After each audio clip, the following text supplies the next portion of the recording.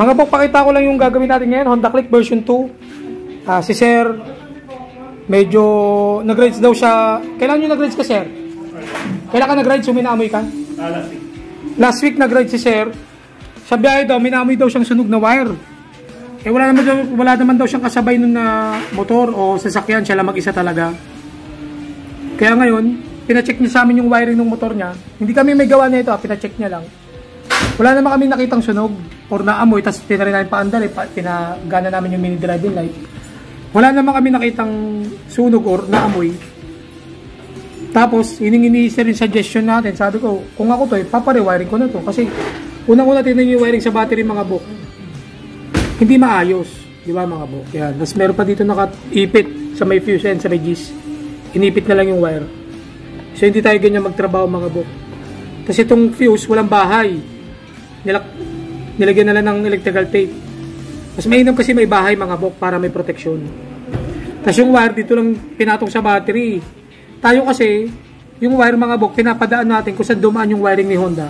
Idinidikit natin doon para hindi makalat tingnan, malinis tingnan, at the same time maayos at safe. Ito mga bok, pati itong hindi man lang nilagay ng cable tie para hindi siya ganyan tingnan yun, nakalaylay. Dito sa harap naman, ayan. Yan yung wiring mga bok. Hindi tayo ganyan magtrabaho mga bok. Maayos tayo magtrabaho. Aayusin natin lahat yan. Ayan. Pinakita ko lang sa inyo mga bok para makita nyo yung before and after. Yan mga bok. Yan yung before niya. Yan, ayan. Aayusin natin lahat yan. Ayan. Siyempre, hindi ito nakahinang, sir, no? Hindi yan nakahinang. Hindi, makikita ko rin naman yan, eh. Ayusin natin lahat yan, mga bok. Para makita natin yung before and after, mga bok. Meanwhile, yan, mga bok. Ganyan tayo mag-wiring dito, mga bok. Nakahinang yan, yan. Ito yung panghinang natin. Bawat connection, mga bok, hinihinang natin dito yan sa Motovok Garage. Para walang loose connection. Hindi, yung masunog siya, mababa yung tsansa. Ganyan tayo gumawa dito mga bok. Tapos ito yung fuse box natin. Totoong fuse box na. Yung may bahay talaga yung fuse. Okay? Yan mga bok, ito na yung fuse box natin. Naglagay tayo ng automotive terminal. Makikita nyo yan mga bok, nakahinang din yan.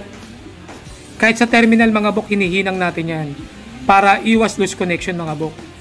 Kasi doon nag-uumpisa yung sunog.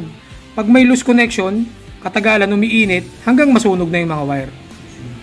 So, pag nakahinang kasi, intact na intact yan, mababa yung chance na magkaroon ng loose connection. Alright? Ganyan tayo maggawa mga bok. Yan. Okay? Ito mga bok, ito naman yung negative na terminal natin, nakahinang din yan. Tapos, naka-color coding tayo. Pag negative, kulay itim yung wire natin mga bok. Ganyan tayo gumawa dito mga bok. Yan. Alright? a few inches later. Yan mga bok, finished product tayo. Natapos na nating wiringan yung Honda Click version 2. Yan na yung resulta ng gawa natin mga bok. Simulan natin sa battery mga bok. Oh, napakalayo na ng itsura mga bok. Wala nang wire dito sa ibabaw. Kung saan yung wiring ni Honda, doon tayo nagsumama. Ay mga bok. Yan, may cable tie pa, di ba? Yan yung paggawa natin. Sa positive, may automotive terminal at nakahinang. Sa negative, ganun din. Nakahinang. Meron tayong fuse box. Fuse box na may bahay talagang may bahay yung fuse. Hindi nilagyan lang ng tape. Yan mga bok. Di ba? Ang linis na ng battery ni Sir. Tapos paglabas niyan, ito na yan. Ayan o. Naka-insulator hose. Yan, pak. Pak, makyat. Ito na yung bagong relay ni Sir. Yan. Yan yung pagkaagawa natin. Yan yung, ito naman yung paglabas yung relay. Itong pwesto ng balas, di na natin binago yan. Diyan pa rin. Pero inayos natin yung wiring ng balas. Kasi hininang na natin yan. Tapos umangat. Ito naman yung papuntang switch niya. Tapos pinagana pa rin natin yung ano niya. Yung passing switch. Yan. Pero switch niya yan. Itong switch. Yan, switch. Sa kanya hindi natin pinalitan. Pati yung balas. Pati may driving light din natin pinalitan. Pinalitan lang natin yung relay, fuse box, tsaka mga wire, mga terminal. Pero yung mga switch tsaka MDL hindi natin pinalitan yung mga bok. Yan. Balik muna natin yung mga bok para makita natin yung resulta. The next day. Yan mga bok, finished product tayo. Yan na yung Honda Click version 2 na tinapos nating rewiringan. Diyan nakalagay yung mini driving light niya. Lumina Pro version 4 yan. Yan, pakita ko sa inyo yung function mga bok.